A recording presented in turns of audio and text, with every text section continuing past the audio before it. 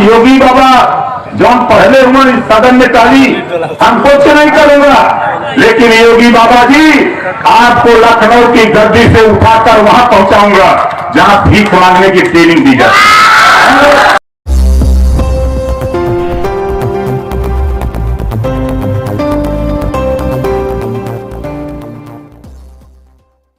नमस्कार दोस्तों, मैं हूं कमलेश यादव। आज हम चर्चा करेंगे अपने देश के नेताओं पे कि किस तरह का नेता पहले थे और किस तरह के नेता आज हैं। दोस्तों, सोशल मीडिया, टेलीविजन, पेपर पत्रिकाओं पर पढ़कर, देखकर, सुनकर अफसोस हो रहा है अपने आप को कि हम अपने देश की भविष्य किसके हाथ में दे रहे हैं। ऐसा भी नेता होता है जो किसी को कह दे कि 12 बजे के बाद बुद्धि खुलती है,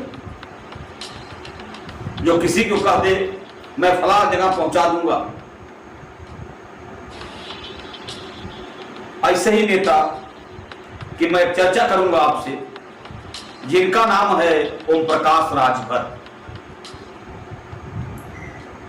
ओम प्रकाश राजभर जी भारतीय जनता पार्टी से मिलकर के एक चुनाव लड़े, जिसमें 7-8 सीटें उनको प्राप्त हो गई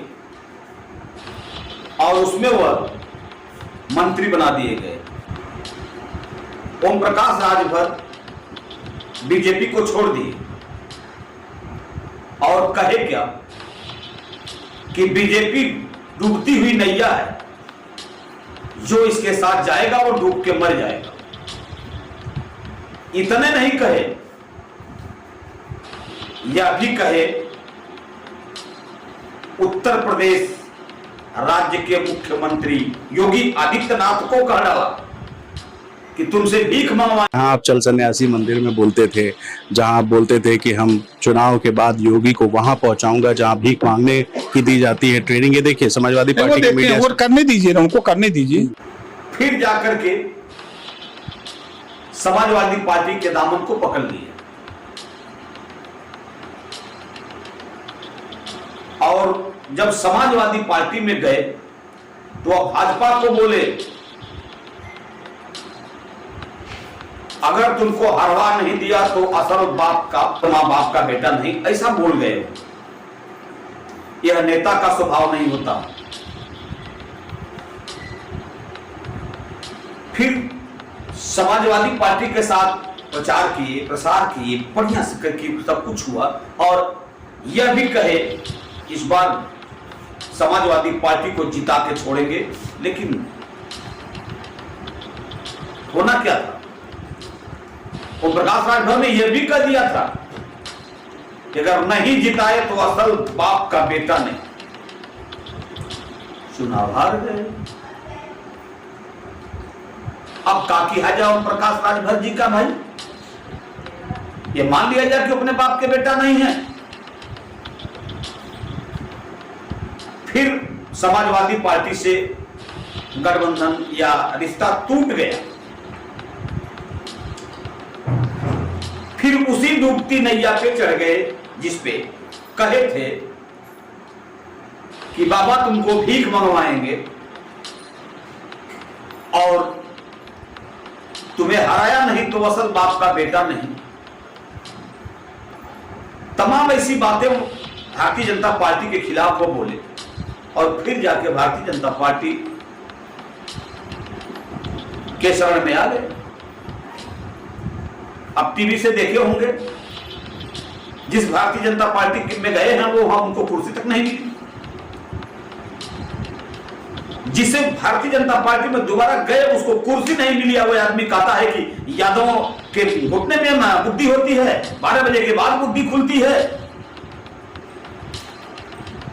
ऐसे नेता को अगर ये जनता वोट दे रही है तो गलत कर रही है, नहीं देना चाहिए। यहां तक कि जब फिर दोबारा भाजपा में आ गए तो अब बोल रहे हैं अखिलेश तुम्हें सिर्फ ही नहीं भेजा तो असल बाप की औलाद नहीं। घोषित चुनाव चल रहा है उसी में बोल गए। क्यों भाई?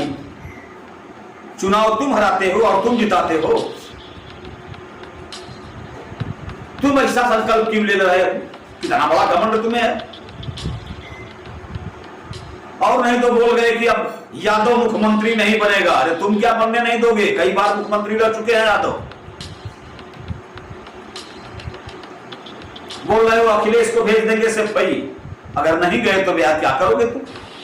जनता का मूड है, जिसको वोट दे दे।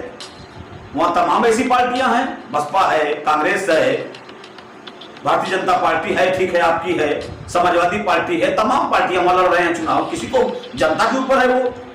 आपकी इतना बौखला रहे हैं, इतना ये कर रहे हैं, असल बाप के बेटा नहीं। तुम असल बाप के बेटा तो वही देख दिया आपको कि भारतीय जनता पार्टी से आप निकल के भाग समाजवादी पार्टी में गए थे, तभी देख दिया गया नहीं आप किसके बेटे हैं।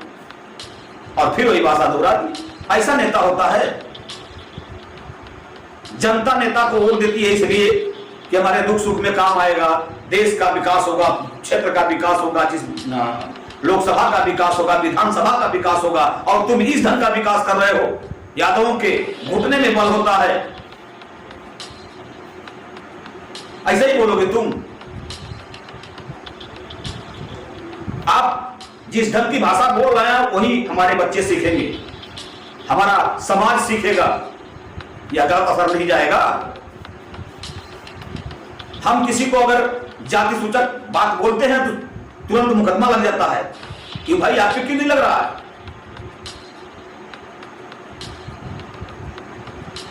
आप पे मुकदमा क्यों नहीं लग रहा है? क्योंकि आप भारतीय जनता पार्टी के हैं। यादव का सम्मान नहीं है।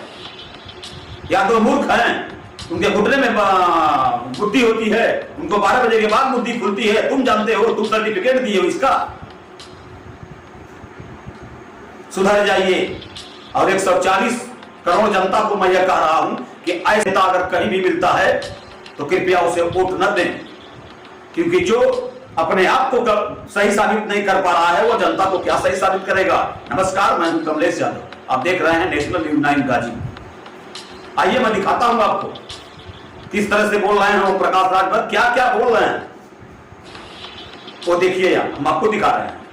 जब पढ़ले हुए इस सदन में कहली हम कुछ नहीं करूंगा, लेकिन योगी बाबा जी आपको लखनऊ की गद्दी से उठाकर वहां पहुंचाऊंगा जहां भीख मांगने की ट्रेनिंग दी जाती है। नॉमिनेशन करने के लिए एक वकील को लेकर के 3 लोगों को जा रहा था। 3 ही लोगों की एंट्री थी। हम 3 लोग जा रहे थे।